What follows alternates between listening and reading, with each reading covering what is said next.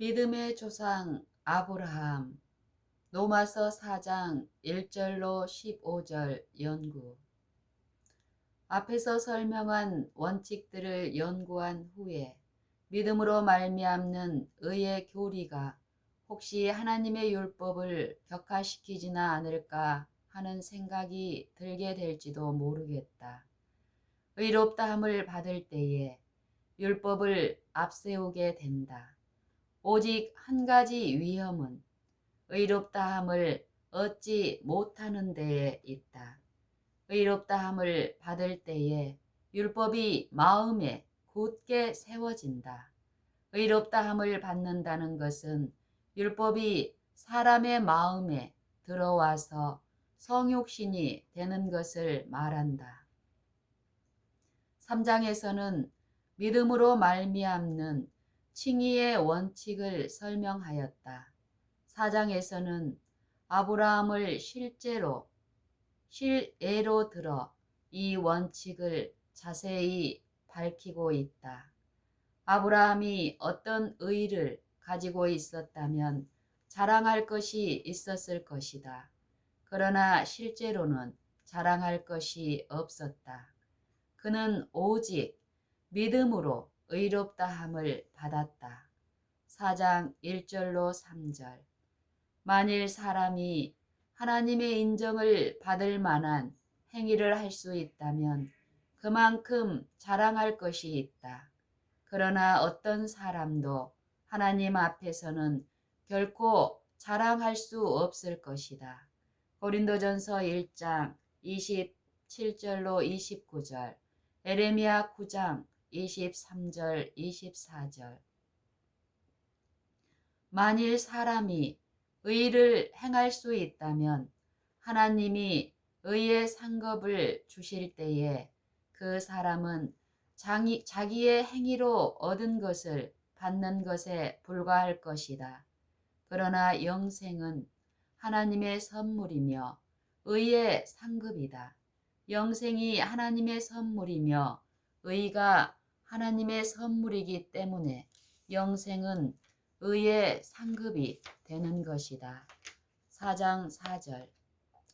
아브라함은 그의 믿음이 그에게 의로 여겨진 바 되었다.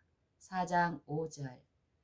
죄의 용서란 한낱 거래대장 속에서 과거의 기록을 지워버리는 것이 아니라 인간 자신에게 실제로 일어나는 변화이며 또한 그것은 일시적인 행위가 아니다. 그리스도께서 그분의 의를 인간에게 나누어 주시고 인간의 죄는 그분이 짊어지시며 죄가 있던 자리에 그분의 의로 채워주신다. 이런 과정을 거쳐서 인간 안에 완전한 변화가 일어난다. 인간 스스로는 잠시라도 하나님의 심판대 앞에 설 수 있을 만큼 선한 행위를 할 수 있는 사람은 아무도 없다. 바로 이 점에서 명목상의 그리스도인과 무신론자 사이에는 아무런 차이가 없다.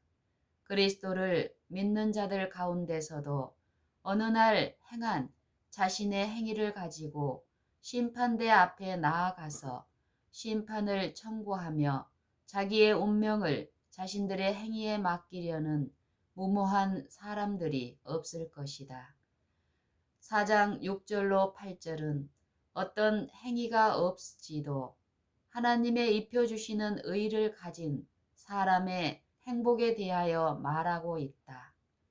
사람이 하나님 안에서 행할 때에 그 행위를 주님께서 죄로 인정하시지 않는다. 그런 사람이 바로 복받은 사람이다. 먼저 아브라함은 믿었기 때문에 의를 받았으며 다음에 그가 가진 믿음의 의를 인치기 위하여 할례의 표를 받았다. 9절로 11절.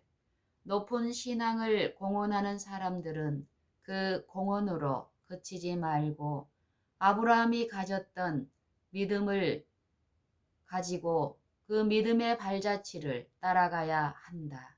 12절.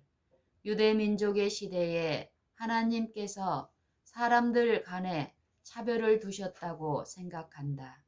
그러나 하나님은 결코 외모로 사람을 취하신 적이 없고 또 그렇게 하실 수도 없다. 유대인이 이방인과 멀어진 것은 바로 자기들의 완고함과 자기의의 정신 때문이었다. 그들은 세상의 빛과 소금으로 세움을 받았으나 이것을 거절하고 맛을 잃은 소금이 되었고 오히려 자신들이 소금으로 절여져야 할 정도가 되었다. 소금은 음식에 침투하여 들어가서 썩지 않도록 보존하는 역할을 한다. 이와 같은 원칙은 오늘날에도 마찬가지로 적용된다. 아브라함에게 하신 약속은 여러 번 되풀이 되기는 하였으나 줄곧 하나였다. 이 약속은 아브라함 안에서 땅의 모든 족속들이 복을 받고 아브라함은 세상의 후사가 될 것이라는 약속이었다. 13절. 창세기 12장 1절로 3절. 복음은 유업을 보게 해준다. 복음은 사망으로부터 구원을 받게 하고 생명을 가져다 준다. 생명을 준다는 사실은 더불어 하나에 거주할 곳이 있다는 것을 의미한다. 그러므로 인간에게 영원한 기업을 주는 것은 복음이 가져다 주는 전부라고 말할 수 있다. 성도들의 유업에 관하여 가르치는 교리는 곧 믿음으로 말미암는 의의 교리이다.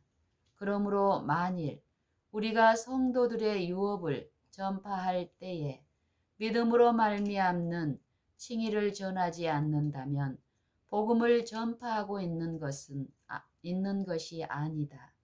우리가 약속받은 유업은 우리의 조상들에게 약속하신 유업과 똑같은 것이지만 이 세상과는 아무런 관계가 없는 것이다.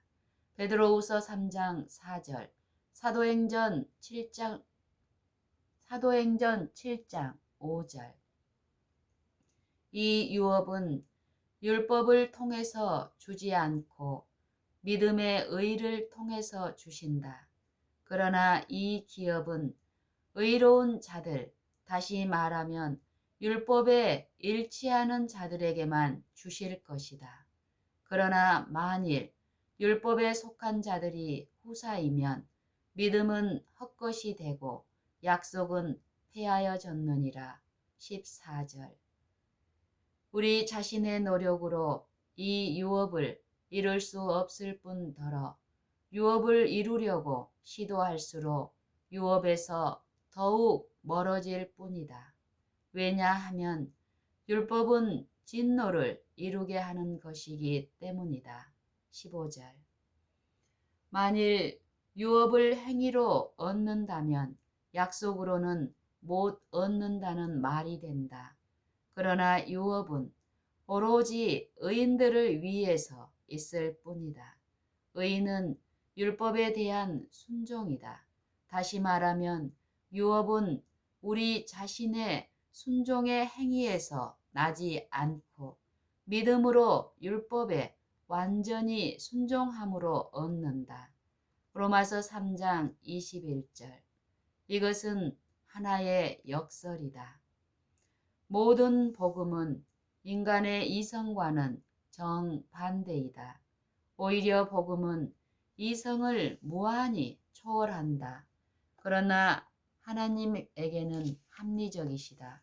그리스도는 유업을 약속하셨으며 그분의 약속에는 에와 아멘 뿐이다. 그가 유업을 주실 뿐만 아니라 유업을 받을 수 있도록 해주는 의도 주신다. 그러므로 생명과 의와 유업은 모두 하나님의 선물이다.